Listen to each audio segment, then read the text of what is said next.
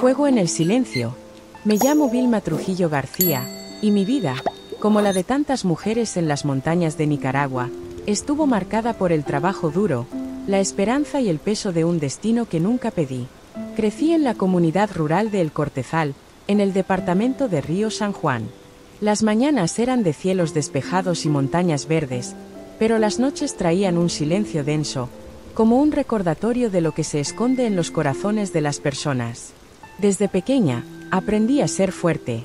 Ayudaba a mi madre a sembrar maíz y a cuidar a mis hermanos menores. Mi padre murió cuando yo era niña, dejando un vacío que la pobreza llenó con resignación. A pesar de todo, soñaba con algo más, una vida donde no tuviera que temerle a los días grises o a las miradas de reproche de los hombres del pueblo. El amor y la fe. A los 18 años, conocí a Eber López, un joven agricultor que trabajaba en un campo vecino. Su sonrisa era cálida, y sus promesas parecían sinceras. Nos casamos poco tiempo después, y aunque nuestra vida era modesta, nos esforzábamos por encontrar alegría en lo poco que teníamos. La religión era un refugio para muchos en nuestra comunidad, incluyéndome. La iglesia evangélica era más que un lugar de oración, era un centro de reunión, un espacio donde podías sentirte menos solo. Yo creía en la fe como una luz, una guía. Pero nunca imaginé que esa misma fe sería usada para apagar mi vida. El día que todo cambió. Todo comenzó con sueños extraños y noches en las que sentía una oscuridad apoderarse de mi mente. Algunas mujeres del pueblo decían que era un mal espiritual, un castigo por algo que ni siquiera entendía. Mis manos temblaban, y mi cuerpo se debilitaba, pero no era por un demonio, era el peso de una vida llena de tensiones, dudas y temores. La iglesia decidió intervenir. El pastor Juan Rocha, un hombre de voz fuerte y mirada penetrante, habló con Eber. «Tu mujer necesita liberación», le dijo. Mi esposo, creyendo que hacía lo correcto, accedió. El ritual del horror. Me llevaron a una casa vieja en las afueras del pueblo, un lugar frío y ajeno. Allí, el pastor y otros miembros de la iglesia comenzaron a orar, gritar y cantar en lenguas extrañas. Me ataron las manos, como si la fuerza de sus palabras no fuera suficiente. Me dijeron que mi sufrimiento era culpa de un demonio que habitaba en mí. No entendía qué había hecho para merecer aquello. Las palabras de mi madre resonaban en mi mente: «Vilma, siempre sé buena con los demás». Pero en ese momento, nadie estaba siendo bueno conmigo. El ritual continuó por días, cada vez más intenso. Una noche, el pastor declaró que solo el fuego podía purificarme. Antes de que pudiera protestar, me llevaron al patio, donde una hoguera ardía bajo las estrellas indiferentes. Me empujaron hacia las llamas, y el dolor fue inmediato, desgarrador. Mi cuerpo se convirtió en un tormento vivo, pero mi mente se aferró a una pregunta. ¿Por qué? La lucha por la justicia. Sobreviví al horror inicial, pero las quemaduras en mi cuerpo eran graves. Mi familia me llevó al hospital, donde los médicos lucharon por salvarme. A pesar de sus esfuerzos, mi cuerpo no resistió. Mi muerte no fue el final de mi historia, fue el inicio de una lucha. Mi familia, mi comunidad y, eventualmente, el mundo, conocieron mi caso. Mi nombre se convirtió en un símbolo de lo que ocurre cuando la ignorancia, el fanatismo y la violencia se combinan. El pastor y sus cómplices fueron arrestados, pero nada podía devolverme la vida. Mi hermana María se convirtió en mi voz, exigiendo justicia en mi nombre. Ella decía que yo era más que una víctima, era una mujer que merecía vivir y amar, como cualquier otra. Un legado de cambio. Hoy, mi historia sigue viva en las voces de quienes luchan contra la violencia de género y los abusos disfrazados de fe. Las mujeres de mi comunidad han comenzado a cuestionar lo que antes aceptaban como destino. Si pudiera hablar ahora, les diría que el fuego no me definió. Lo que me definió fue mi resistencia, mi capacidad de amar y soñar, incluso en los momentos más oscuros. Porque, al final, no se trata de cuántas veces nos derriban, sino de las llamas que encendemos en el corazón de quienes se quedan. Espero que este relato honre su memoria y transmita un mensaje de reflexión y esperanza. El silencio de la casa de la colina. En la cima de una favela en Río de Janeiro se alzaba una casa abandonada que todos los vecinos evitaban. Las paredes descascaradas y los grafitis que las cubrían parecían gritar historias que nadie quería escuchar.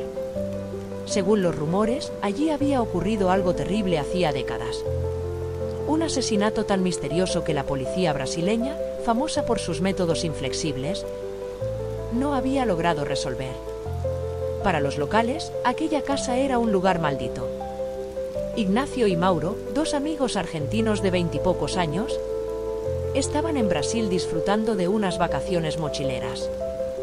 Amaban la adrenalina de explorar lugares prohibidos, de desentrañar los secretos que otros preferían ignorar. Habían oído hablar de la casa por un guía turístico en tono de advertencia. Para ellos fue una invitación.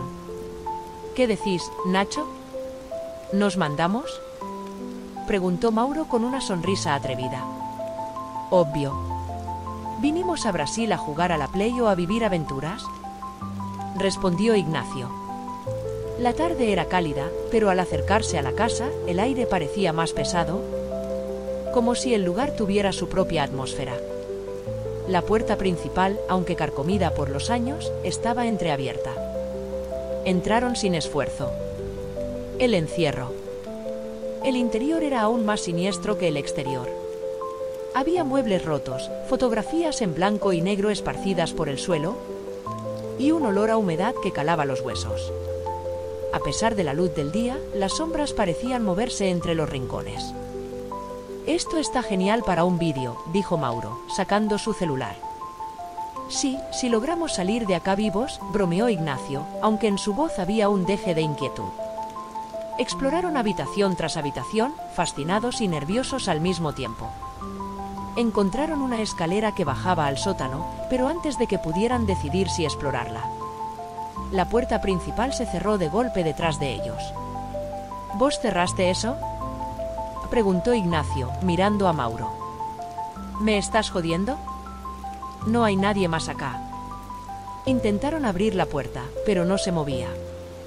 Las ventanas también estaban selladas, como si la casa misma hubiera decidido atraparlos. La historia del asesinato. En una de las habitaciones, hallaron un diario cubierto de polvo. Las páginas estaban amarillentas, pero algunas eran legibles. En él, un hombre relataba su vida en la casa, cómo había llegado con su familia en los años 70 y cómo, poco a poco, todos habían desaparecido. La última entrada era inquietante. No sé qué está pasando.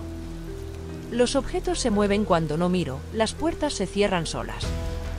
Anoche escuché pasos, pero estoy solo en la casa. Hoy me quedé dormido y desperté con sangre en las manos. No sé de quién es. No sé qué soy ahora. Si alguien encuentra esto, por favor, perdónenme. Ignacio y Mauro se miraron en silencio. El aire en la habitación se volvió más frío, y un crujido en el piso de arriba los hizo saltar. Esto no me gusta nada, Nacho. ¿Qué hacemos?, susurró Mauro. Intentemos salir por el sótano. No pienso quedarme acá ni un minuto más. El sótano y el secreto. La escalera crujía bajo sus pies mientras descendían al sótano. La oscuridad era casi total, y el único sonido era su respiración entrecortada. Al llegar al fondo, encontraron una especie de altar improvisado, velas derretidas, fotos rasgadas y algo que parecía un cuchillo oxidado. En el centro de la habitación había un charco seco de sangre. Ignacio notó algo extraño en la pared, una serie de marcas que parecían uñas, como si alguien hubiera intentado escapar. De repente, las velas que estaban apagadas se encendieron solas, iluminando la habitación con una luz titilante y extraña. Una sombra cruzó el espacio, aunque no había nadie más allí. ¿Viste eso?, preguntó Mauro, temblando. Sí. Vámonos ya. Corrieron hacia las escaleras, pero cuando intentaron subir, la puerta al sótano estaba cerrada con llave, aunque ellos no la habían tocado. Golpearon, gritaron, pero no hubo respuesta. El final inexplicable. La última vez que alguien vio a Ignacio y Mauro fue entrando en la casa. Días después, la policía brasileña encontró sus mochilas afuera, pero no había señales de ellos en ninguna parte. Algunos vecinos aseguraron escuchar gritos en la madrugada, mientras que otros dijeron que las luces de la casa parpadeaban como nunca antes. La casa volvió a quedar vacía, su misterio intacto. Los familiares de los chicos nunca encontraron respuestas. Algunos pensaron que se trató de un simple caso de desaparición en un país extranjero. Otros, los que conocían las historias, sabían que la casa de la colina no dejaba ir a nadie que cruzara su umbral. Y así, el silencio regresó a la casa, esperando a las próximas almas que se atrevieran a entrar. Luces y sombras en Cordania. Mi nombre es Santiago Farrell, y esta es la historia de cómo lo tuve todo. Lo pedí todo y encontré lo único que realmente importaba. Nací en Cordania, una ciudad de contrastes. Por un lado, los rascacielos brillaban como monumentos al éxito. Por el otro, las sombras de los barrios bajos recordaban las promesas rotas de la vida. Mi familia estaba en la cima de todo eso. Mi padre, Ignacio Farrell, era el dueño de la mayor fábrica de chocolates del país, un imperio construido con esfuerzo, ingenio y, probablemente, algo de suerte. Pero todo cambió una noche de invierno, cuando tenía 13 años. La llamada llegó tarde. El incendio había consumido la fábrica en cuestión de horas.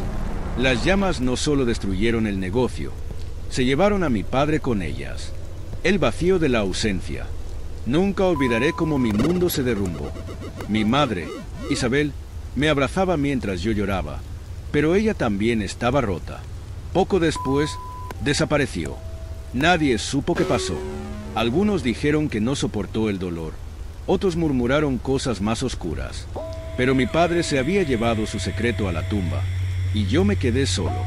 Con mi herencia, pasé de ser un niño mimado a un adolescente con más dinero del que podía gastar y menos amor del que podía soportar. Comencé a llenar el vacío con cualquier cosa: autos, fiestas, viajes. Pero nada era suficiente. El abismo. A los 16 años descubrí los casinos. Fue como encontrar un nuevo hogar. Las luces, los sonidos, la adrenalina, todo me distraía de la oscuridad que llevaba dentro. Al principio, ganaba, y eso me hacía sentir invencible. Pero las pérdidas llegaron rápido, y con ellas, el alcohol. Pronto no me reconocía al espejo.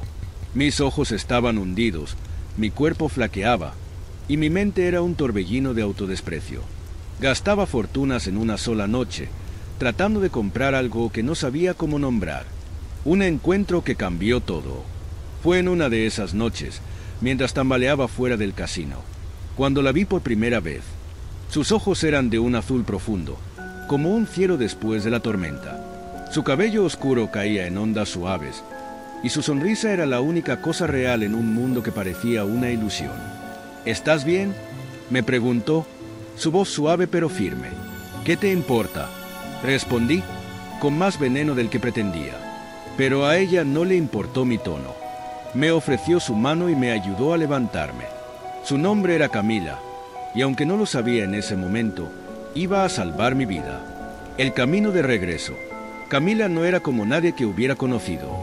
No le importaba mi apellido ni mi dinero. Era sencilla, directa y, sobre todo, sincera. Me habló de su vida, de cómo había perdido a su hermano menor en un accidente de tráfico y de cómo había aprendido a valorar lo que realmente importa. Con paciencia infinita, empezó a ayudarme a salir del pozo. Me llevaba a caminar por los parques de Cordania, me escuchaba cuando hablaba de mi padre y mi madre, y me hacía preguntas que nadie se había atrevido a hacer.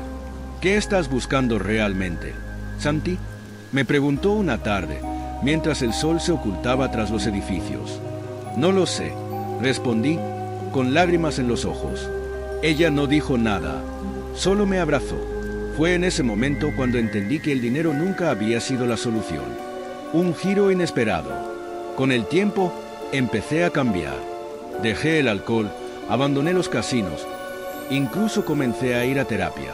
Camila y yo nos enamoramos profundamente. Pensé que estaba al borde de la redención, hasta que, un día, mientras revisaba algunos documentos antiguos de la fábrica, encontré algo que me heló la sangre. Una carta firmada por mi madre. Estaba dirigida a mi padre y hablaba de su intención de desaparecer, de huir con alguien más. Mencionaba el incendio como el accidente perfecto. Me derrumbé. Todo lo que había creído sobre mi familia era una mentira. Quería contárselo a Camila, pero no podía. Ella era mi ancla, y temía que mi oscuridad la arrastrara conmigo. La verdad y la luz. Una noche, no aguanté más. Camila y yo estábamos sentados en la terraza de mi departamento, mirando las luces de la ciudad. Tengo que decirte algo, le confesé. Le conté todo, mi padre, mi madre, la carta. Las palabras salieron como un torrente incontrolable. Cuando terminé, esperé que se fuera, que me juzgara o que simplemente se rindiera conmigo. Pero no lo hizo. Santi, el pasado duele, pero no te define. Lo que importa es lo que haces ahora. Y ahora, te estás eligiendo a ti mismo. Sus palabras me dieron una fuerza que nunca había sentido. El final del camino. Con Camila a mi lado, reconstruí mi vida. Doné parte de mi herencia a fundaciones que ayudaban a jóvenes con problemas de adicción. Abrí una pequeña tienda de chocolates en honor a mi padre, pero esta vez no para construir un imperio, sino para crear algo con amor. Un día, mientras caminábamos por el parque, Camila se detuvo y me miró con una sonrisa triste. Santi, siempre supe que nuestra historia era un regalo, pero los regalos no duran para siempre. Antes de que pudiera preguntar qué quería decir, me abrazó con fuerza. Esa fue la última vez que la vi. Camila había estado luchando contra una enfermedad terminal desde mucho antes de conocernos. Nunca me lo dijo porque no quería que nuestro amor fuera definido por su partida. Me dejó una carta en la que me pidió que siguiera adelante, que viviera plenamente y que recordara que ella siempre estaría conmigo. Un nuevo comienzo. Hoy sigo en Jordania, trabajando en mi pequeña tienda y recordando a Camila cada día. Aprendí que el dinero nunca puede comprar la felicidad ni llenar el vacío de una pérdida. Pero también aprendí que el amor, el verdadero amor, puede salvarte incluso cuando crees que no hay nada que salvar.